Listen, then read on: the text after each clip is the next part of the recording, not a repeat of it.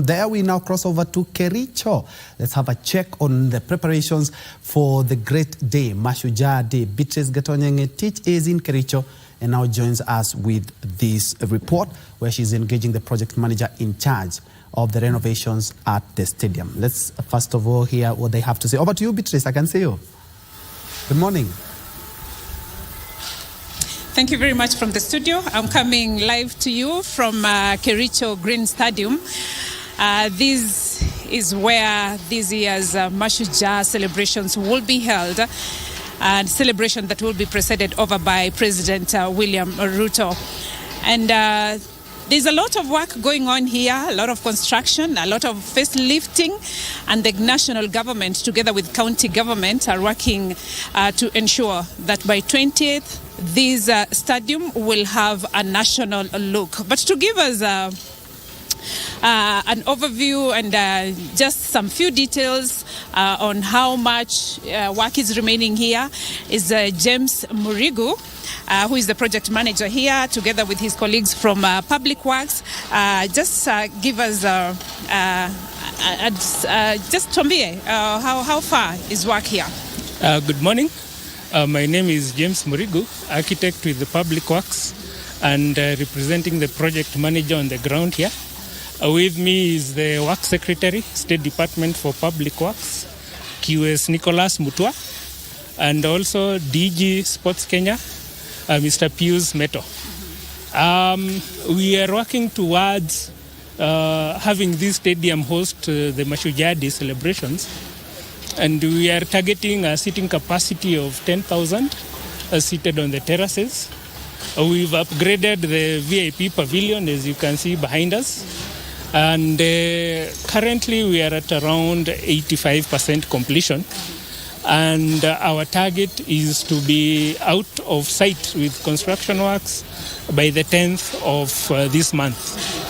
This is to pave way for other service providers to move in with the activities, and as well as allow now for other rehearsals to take place fully. Yes. We are also working in conjunction with other agencies who are doing the roadworks. Those are the parking lots and the former areas. And as I've said, by the 10th, we are targeting to have fully completed and handed over the site to other agencies to proceed with the next phase of the preparations. Okay. Yes. But when we look at the ground, quite a lot is yet to be done, and probably that's why we are seeing all the government agencies here running up and down, making sure that everything is okay. Are you sure by 10th everything will be set? Yes, for sure, everything will be set.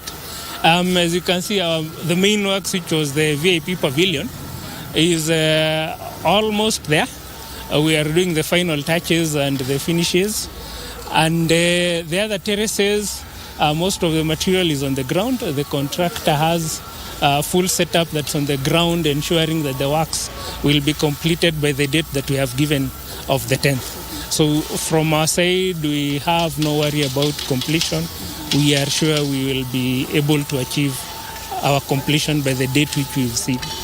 Thank you very much. Mirugi is the project manager here at Kericho Green Stadium, which will be the host of Mashujaa Day this 20th this month. And a lot of work, as he has said, is ongoing at 85%. Only 15% remaining by 10th, he says, will be complete.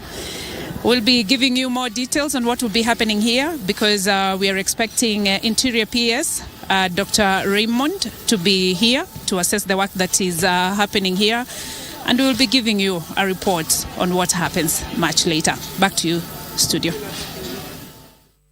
So much, BT Gatonye there live from the Green Stadium in Kericho, where we are expecting it to be hosting, or to be the host of this year's Mashujaa Day. And as they have talked about, it's 85% completed. And they're talking about in the next couple of days, they're expected also to be winding up on the next 15% that is still to be done. But the project manager says everything is in course. And I believe that is where we will begin our conversation on. Allow me now to introduce my guest, beginning from my immediate left we have Abraham Kirwa, who is the MP for Mosop constituency. Karibu sana mheshimiwa.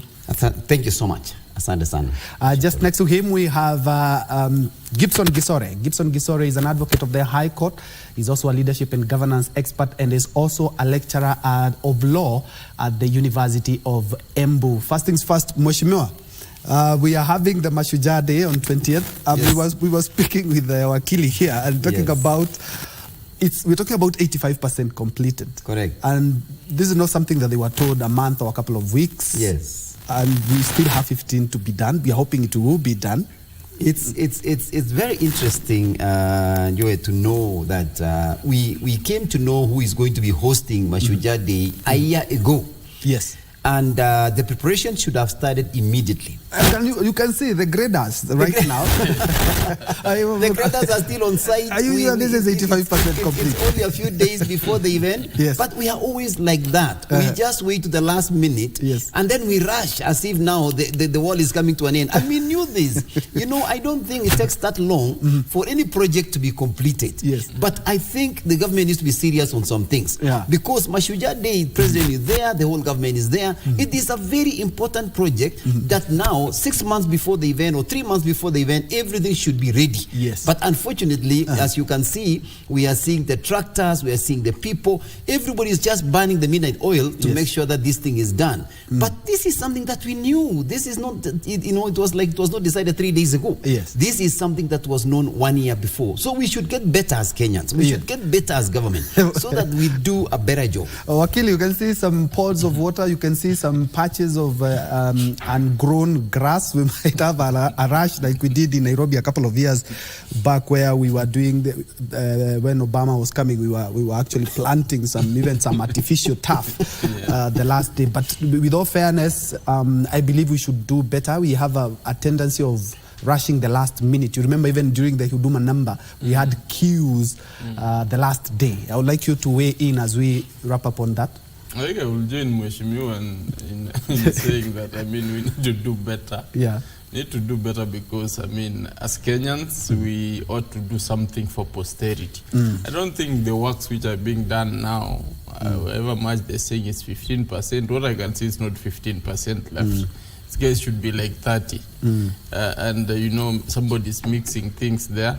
And you can see the people are running up and down, some guys in a suit and in gumboots at the same time. You actually see the kind